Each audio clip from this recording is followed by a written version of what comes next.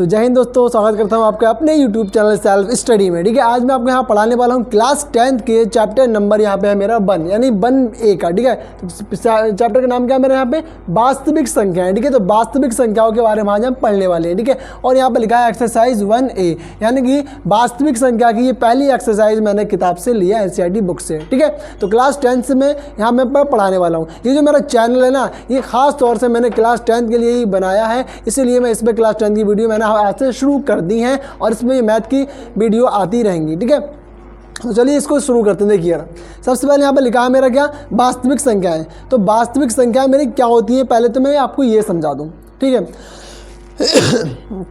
वास्तविक संख्याएं क्या होती हैं। तो सबसे पहले अगर आपने सम संख्याएं, परिमेय संख्याएं, अपरिमेय संख्याएं, भाज्य, अभाज्य आपने सारी पढ़ रखी है ना, तो इन्हीं संख्याओं को हम वास्तविक संख्याएं कहते हैं। जितनी भी संख्या आपने परिमेय, अपरिमेय, भाज्य, अभाज्य जितनी भी संख्याएं आपने पढ़ी हैं वो सारी की सारी संख्याएं आपकी कहलाती हैं वास्तविक संख्या। तो आपको कुल मिला के इसकी डेफिनेशन अगर कोई पूछे, परिभाषा पूछे, तो आप ये कह सकते हो कि परिमेय संख्याओं और अपरिमेय संख्याओं के समूह को हम कहते हैं भैया वास्तविक संख्याएं। ठीक है, क्या बोला मैंने, परिमेय संख्याओं और अपरिमेय संख्याओं के समूह को। ठीक है, समूह मतलब इकट्ठी होना। ठीक है, तो परिमेय संख्याएं और अपरिमेय संख्याओं के समूह को क्या बोलते हैं हम, अब वास्तविक संख्याएं बोलते हैं। ठीक है, तो चलिए अब देखते हैं हम किसके बारे में। पहला मैंने यहाँ पर क्वेश्चन लिखा है कि निम्नलिखित संख्याओं को अभाज्य गुणनखंडों के गुणनफल के रूप में व्यक्त कीजिए। भैया क्या बोला, ध्यान से सुन लेना पहले। ठीक है, इसमें दो बातें दी हैं आपको। पहली बात क्या है कि निम्नलिखित संख्याओं को अभाज्य गुणनखंडों के, भैया अभाज्य क्या होते हैं, अभाज्य संख्याएं क्या होती हैं, तो पहले आपको ये जानना जरूरी है आपका। ठीक है, तो देखिए अभाज्य संख्याएं वे संख्याएं होती हैं जो केवल एक से कटती है और एक खुद से कटती है, यानी केवल जिसके दो ही गुणनखंड होते हैं, दो से ज़्यादा गुणनखंड नहीं होते हैं। अगर जिस संख्या के दो से ज़्यादा गुणनखंड हो जाएं तो वो अपनी कहलाती है भाज्य संख्या है, अभाज्य नहीं कहलाएगी वो। तो अभाज्य का मतलब है भैया, अभाज्य के केवल और केवल दो ही गुणनखंड होते हैं। जैसे कि मैंने यहाँ लिखा है 2, तो भाई दो संख्या मेरी एक ऐसी है जो केवल एक तो भैया जी किससे कटेगी, एक तो भैया इसका फैक्टर 1 हो जाएगा और दूसरा इसका ये खुद 2 हो जाएगी। ठीक, यानी कि 1 से कटेगी और ये किससे कटेगी, 2 से कटेगी। अब जैसे मैं यहाँ पर लेता हूँ 4।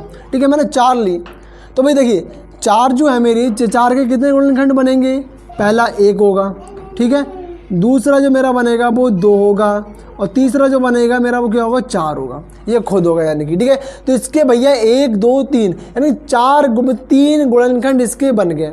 जब भैया 2 से तो ज़्यादा हो गए ना, इसके कितने थे, केवल 2 गुणनखंड थे। तो जिस संख्या के 2 ही गुणनखंड होते हैं वो अपनी कौन सी कहलाती है, वो अपनी कहलाती है बेटा अभाज्य संख्या है। ठीक है, जिसके केवल 2 गुणनखंड होते हैं वो अपनी अभाज्य संख्या, जिसके 2 से ज़्यादा गुणनखंड हो जाएं वो कहलाती है अपनी भाज्य संख्या। ये होती है अपनी क्या, अभाज्य संख्या।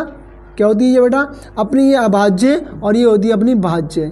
ठीक है, इस बात को आप याद रखेंगे। तो अभाज्य और भाज्य आप समझ गए होंगे। एक बार फिर से समझाता हूँ, क्या बताया मैंने कि अभाज्य संख्या वे संख्याएं होंगी जिसके केवल 2 ही गुणनखंड होंगे और भाज्य संख्याएं वे होंगी जिसके 2 से ज़्यादा गुणनखंड होते हैं। तो सबसे छोटी अभाज्य संख्या कोई पूछे तो बता देना कि 2 होती है, सबसे छोटी भाज्य की संख्या पूछे तो बता देना कि 4 होती है। ठीक है, क्योंकि भाई 2 के बाद कितना आता है, 3। अगर 3 के हम गुणनखंड करेंगे तो कितना आएगा, एक तो 1 आएगा और दूसरा अपना 3 आएगा, क्योंकि इन दोनों के अलावा ये किसी से नहीं कटेगी। तो ये कौन सी संख्या कहलाएगी, अपनी अभाज्य संख्या। ये कौन सी कहलाई, अपनी अभाज्य संख्या ये कहलाती है। ठीक है, अब जैसे मान लीजिए एक अपनी और संख्या यहाँ पे लेके देखते हैं। जैसे कि मैंने यहाँ पे ले ली, मान लीजिए 6 ले ली। ठीक है, जो 6 है मेरी, ये किस से कटेगी देखिएगा। तो पहली तो 1 से कटेगी, दूसरी 2 से भी कटेगी, तीसरी 3 से कटेगी और अगली चौथी जो है वो मेरी 6 से भी कटेगी। यानी कि भाई 4 नंबरों से कट रही है ये संख्या 6। ठीक, एक तो 1 से, फिर 2 से, फिर 3 से, फिर एक 6 खुद से। ठीक है, तो कितने गुणनखंड बने इसके, 4 बने। ठीक है, 2 से ज़्यादा हो गए तो ये कहलाएगी अपनी कौन सी, भाज्य संख्या। ठीक है, जिसके 2 से ज़्यादा गुणनखंड वो भाज्य संख्या और जिसके 2 ही गुणनखंड होते हैं वो अभाज्य संख्या कहलाती है। ठीक है, या फिर आप इस तरीके से कह सकते हो कि जो संख्या केवल 1 से कटती है और एक खुद से कटती है वो अभाज्य कहलाती है, और जो ऐसी संख्या जो 1 से भी कटे, खुद से भी कटे और किसी तीसरी से भी कट जाए तो वो कहलाती है अपनी भाज्य संख्या। ठीक। तो मैंने आपको ये मोटा चीज़ें बेसिक चीज़ें जो थी मैंने आपको बता दी। चलिए मैं अब आपको यहाँ पे बताने वाला हूँ अभाज्य गुणनखंडों के बारे में। इन सवालों को करते हैं, ठीक है। अपनों ने बेसिक बातें कर ली, बहुत अच्छी बात, क्योंकि ये आना चीज़ बहुत ही ज़रूरी है। अगर ये नहीं पता होगा आपको तो आप कैसे निकालोगे भी अभाज्य गुणनखंड, ठीक है। तो देखिए अभाज्य गुणनखंड अब आपको यहाँ पर करना है 140। पहला सवाल मैं लेता हूँ, तो इसके अभाज्य गुणनखंड करनी है मुझे। तो सबसे पहले इसको इस तरीके से लिख लो 140। अब आपको ये देखना है भाई अभाज्य संख्या कौन कौन सी होती हैं। अभाज्य बोला ना इसमें, तो अभाज्य ही आनी चाहिए और कोई सी नहीं आनी चाहिए। तो सबसे पहले 2 ले लेनी है आपको। सबसे छोटी अभाज्य कौन सी होती है? 2 होती है, तो 2 ही लेना है आपको। क्या भाई ये मेरी 2 से कट रही है? तो बिल्कुल मेरी 2 से कट रही है। जिसके लास्ट में 0 आ जाए, ठीक है। मैंने मतलब एक वीडियो बना के अपनी चैनल पे इस पर डाल दिया है। एक वीडियो है जो मतलब 2 से लेके 11 तक की विभाज्यता के नियम, ठीक है। तो हम उसको मतलब किस तरीके से कौन सी नंबर कैसे पता करेंगे कि ये नंबर किस संख्या से कट रहा है, वो मैंने डाल दिया, उसको देख लेना, ठीक है। अब देखिए, तो सबसे पहले इसके लास्ट में है 0। भाई किसी भी संख्या के लास्ट में अगर 0 आ जाए तो वो 2 से नंबर कट जाता है, ठीक है। तो देखिए 2 से कटेगा। 2 के पहाड़े में भैया 140 नहीं एक बार में नहीं आ रहा, पूरा नहीं ले पाएंगे, तो 14 को ले लीजिए। 2 के पहाड़े में 14 आया 7 बार में, 2 सत्ते 14, 0 बचा, 0 को यहाँ लगाइए। अब भी 0 लास्ट में है, तो यानी कि फिर से 2 से कटेगा ये, तो फिर से काटिएगा। 2 के पहाड़े में 7 नहीं आता, तो 7 से कम कितना आता है भाई? 7 से कम मेरा आता है कितना? 6, ठीक है। तो 6 आता है मेरा कितनी बार में? 3 बार में। तो 2 के पहाड़े में 3 बार में आया 6, 2 3 6। क्या बोला मैंने? 2 3 6 आया, ठीक है। अब 6 और 7 था, 6 कर दिया अपनों ने, तो 6 1 बचेगा ना, तो 1 लगाइए इसके 0 के साथ, ठीक है। 10 हो गया, और 2 के बारे में 10 आता है 5 बार में। 2 पंजे 10, यानी 2 3 6 करा, बचा 1 10, 2 पंजे 10, ठीक। अब भाई देखिए यहाँ पे लास्ट में क्या है मेरा? 5 आया, ठीक है। तो ये 5 में जिसके भी संख्या के लास्ट में अगर आ जाए ना, तो वो संख्या अपनी 2 से नहीं कटेगी, ठीक है। 2 से केवल और केवल वही संख्या कटेगी जिसके लास्ट में 0 हो, 2 हो, 4 6 8, ठीक है। ये 5 संख्या अगर हैं, 5 अंक अगर ये हैं किसी संख्या के लास्ट में इकाई अंक पर, तो वो 2 से कट जाएगी, वरना नहीं कटेगी, ठीक। तो लास्ट में क्या है? 5 है। तो जब भी लास्ट में 5 हो तो वो संख्या हमेशा किससे कटती है? ज़्यादातर 5 से ही कटती है। ये वाली बात आप याद रखना, ठीक। तो ये 5 से कट जाएगी अपनी। तो 5 से इसको काटते हैं, कितना आएगा? 5 सत्ते 35, 7 बार में कटी, और 7 7 से कटेगा, 7 एकम 7। तो ये देखिए ये इस तरीके से कट गए। ये है अभाज्य गुणनखंड। अभाज्य का मतलब भाई जिसके 2 ही गुणनखंड हो। तो देखिए 2 के भी के लिए 1 होता है और 1 खुद होता है, 1 2 ये वाली 2 भी, ठीक है। और 5 1 से कटता है और 1 खुद से कटता है, तो ये भी अभाज्य हो गया। और 7 भी ऐसा ही है, 1 से कटेगा और खुद से कटेगा, यानी ये सब क्या है? अभाज्य गुणनखंड अपनों ने कर लिए इसके। अब क्या बोला अगले वो देखना है, कह रहा है कि अभाज्य गुणनखंड के गुणनफल के रूप में व्यक्त कीजिए। भाई किसके रूप में? गुणनफल के। गुणनफल क्या होता है? तो अब आप ये भी समझिए गुणनफल आखिर होता क्या है, ठीक है। तो ये जो अपनों ने अभी गुणनखंड करे हैं इसके, इन्हीं को आप किस तरह से लिख दोगे? 140 यहाँ पे लिखिएगा। सबसे पहले इसके बराबर में आप इसके गुणनखंडों को लिखिएगा गुणनफल के रूप में। गुणनफल का मतलब गुणा लगा के, ठीक। ये लीजिए, लग गया। बहुत अच्छी बात आपने कर लिया। एक क्वेश्चन आपका कंप्लीट होने जा रहा है, बस एक लाइन की कमी है। देखिए किस तरीके से, अब तो किस तरीके से करेंगे इसको देखिएगा। इस पे ऊपर घात 1, इसके ऊपर भी घात 1, आधार नीचे का सेम है, घात ऊपर देखिए। जब आधार सेम हो गुणा होती है तो घातें जुड़ती हैं। तो 2 की घात कितनी हुई? 2, क्योंकि 2 आधार सेम है, तो 2 की घात ऊपर वाली जुड़ जाएंगी, 2 हो जाएंगी। और गुणा में 5 की घात 1 ही है, 5 और 7 की घात भी 1 ही है, तो एक लगाओ या मत लगाओ, ठीक है। तो ये लीजिए आपका ये आ गया इसका आंसर। भैया इतना सरल क्वेश्चन, 4थे 5वें क्लास के बच्चे इसको कर लेंगे बड़े इजी तरीके से, नहीं, ठीक है। आप तो भाई फिर भी 10th में इसमें हो, ठीक है। तो भाई देखिए ज़रूरी नहीं कि भाई आप 10th में हो तभी इसको वीडियो देख रहे हो, क्या पता 10th से आगे भी हो आप, 10th से पीछे भी हो आप, तब भी आप देख सकते हो, ठीक है। तो देखिए, तो यहाँ पे 140 था, मैंने इसके गुणनखंड करे, फिर इसको गुणनफल के रूप में मैंने लिख दिया इस तरीके से। अब करते हैं भाई सेकंड क्वेश्चन। तो सेकंड क्वेश्चन भी बिल्कुल ऐसे ही सेम है, बिल्कुल बड़ा ही ईजी है। देखिएगा, तो सबसे पहले आपको क्या करना है, इस तरीके से आपको इसको लिख लेना है, ठीक, लिख लिया। अब क्या करेंगे हम इसमें, अब भाई करने को रह गया, लास्ट में 6 आया, तो जब भी लास्ट में 6 आए, 0 2 4 6 8 ये नंबर आते हैं, संख्याएं आती हैं, अंक आते हैं, तब वो 2 से कटता है। तो ये भी 2 से कटेगा। 2 से काटिएगा, 2 के पहाड़े में भाई 1 नहीं आएगा, तो 5 लगाइए 15। 2 के पहाड़े में 15 से कम 14 आता है। तो 2 के पहाड़े में 14 कितनी बार में आता है मुन्ने? तो 2 के पहाड़े में आता है 15 के 14 7 बार में। तो 2 सत्ते होता है मेरा कितना? 14। 2 सत्ते हुआ 14। अब 15 के से कम भैया था 14, तो 1 कम है ना, तो 1 बच गया मेरा। 1 लगाइएगा आप, 6 के साथ हो गया 16। तो 2 अट्ठे होता है कितना मेरा? ये 16। 2 अट्ठे हो गया मेरा कितना? ये 16। ठीक है, तो अब क्या करते हैं देखिए यहाँ पे, तो 2 सत्ते 14 बचा 1, 16, 2 अट्ठे 16, ये भी कंप्लीट। अब लास्ट में 8 आया, तो भाई ये भी 2 से कटेगा। तो देखिएगा किस तरीके से, 2 3 6, 7 से कम 2 के पहाड़े में 6 आता है, तो 2 3 6 करा, बचेगा 1 18, 2 निम 18। अब यहाँ पे 3 है और 9 है, लास्ट में 9 आया तो ये 2 से नहीं कटेगा। ठीक, तो 2 से नहीं कटेगा, क्या करेंगे? तो अगर इस 2 के बाद कौन सा नंबर आता है भाई? अभाज्य नंबर 3 आता है। तो 3 का लेके देखते हैं भाई, 3 के में 3 भी आता है, 9 भी आता है, तो आराम से कट जाएगा। तो 3 एकम 3 और 3 3 9 कट गया। कि अब आ जाएगा 3 से नहीं कटेगा भाई। 13 भैया 13 के टेबल में आता, क्योंकि ये खुद एक क्या है? ये खुद क्या है? एक अभाज्य संख्या है भैया 13। कौन सी है? अभाज्य। मतलब 13 जो है एक अभाज्य संख्या है, और जब ये अभाज्य है तो ये 1 से कटेगी और खुद से कटेगी, और तीसरा कोई काटने वाला है ही नहीं इसे। कितनी अच्छी बात है, 13 से काटिएगा इसे, 13 एकम 13 कट गया। अब भैया गुणनखंड तो अपने निकाल लिए इसके अभाज्य। अब क्या करना है? गुणनफल के रूप में इसको और लिख देना है। बड़ा ही अच्छा तरीका है भैया जी। आइए, तो 156 यहाँ पे लिखिए, इसके बराबर लगा के लिखना है इसके गुणनखंडों को गुणनफल के रूप में। ठीक है, तो ये लीजिए, लिख लिया। अब क्या करना है भैया? 1 घात 1 घात 1 घात 1 घात, आधार यहाँ इन दोनों का सेम है, तो 2 की घात होगी 2, गुणा में लिख दिए 3 और गुणा में यहाँ पे लिखी 13। ये लीजिए, इसका हो गया आंसर। ठीक है, ये क्या हो गया? इसका आंसर हो गया। ठीक, चलिए अब अगले बढ़ते हैं नेक्स्ट क्वेश्चन की और। अपना तीसरा क्वेश्चन क्या कह रहा है, ठीक है, तो वो भी देख लीजिए।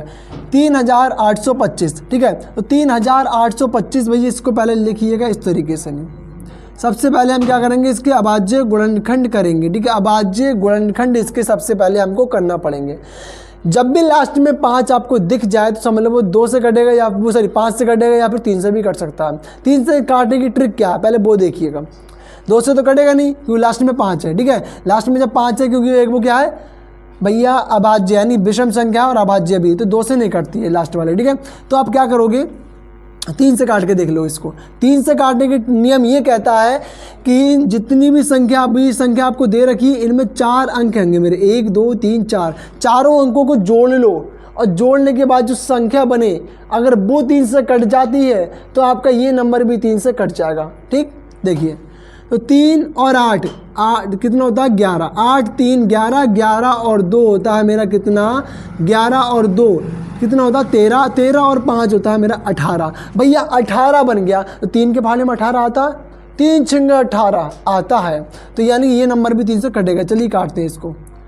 3 एकम 3 कट गया। उसके बाद 3 के पहाड़े में 3 एकम 3 आया। उसके बाद कितना है? 8। तो 3 के पहाड़े में 8 से कम 2 6 आता, 3 दूना 6, 3 दूना भाई 6 हो गया।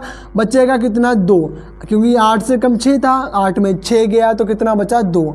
2 इसमें लगाइएगा तो 22 हो गया। तो 22 से कम 3 के पहाड़े में आता है मेरा 21, तो 3 सत्ते होता है मेरा कितना? 21। 3 सत्ते 21 होता है। ठीक है, 3 सत्ते 21 होता अपना। उसके बाद 3 सत्ते जब 21 हुआ, मेरा 22 था, 21 कर लिया। 22 में से 21 को माइनस करिएगा, कितना बचेगा? 1 बचेगा। 1 लगाइएगा 5 के साथ, 15, 3 पंजे हो गया 15, 3 पंजे 15 हो गया। अरे अब बताइए 3 से कटेगा?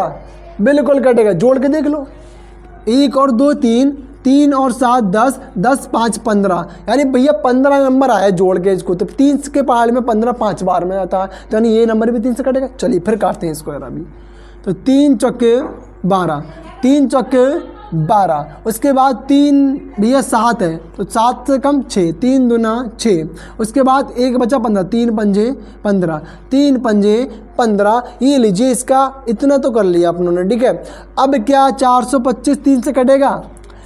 425 के 3 से कटेगा, जोड़ के देखिए। 4 और 2 6, 6 और 5 11, 11 आ रहा है कि 11 3 से कटता नहीं कटता बिल्कुल, तो यानी ये नंबर 3 से नहीं कटने वाला। तो अब डायरेक्ट लास्ट में कितना है 5, तो ये लास्ट जब 5 है 3 से नहीं कट रहा है ये, तो डायरेक्ट 5 से काटिए इसको, तो 5 से काटेंगे इसको, ठीक है। तो ये भैया यहाँ पे कितना है मेरा 42, तो 5 के बारे में 42 नहीं आता है, 42 से कम 40 आता है 8 बार में, तो 5 अट्ठे 40। उसके बाद 42 है, 42 में से 40 को भगा दीजिए, बचेगा 2, लगाइए इसके साथ 5 के हाथ, बचेगा 25। 5 पंजे होता है मेरा कितना 25, 5 पंजे 25, ठीक है।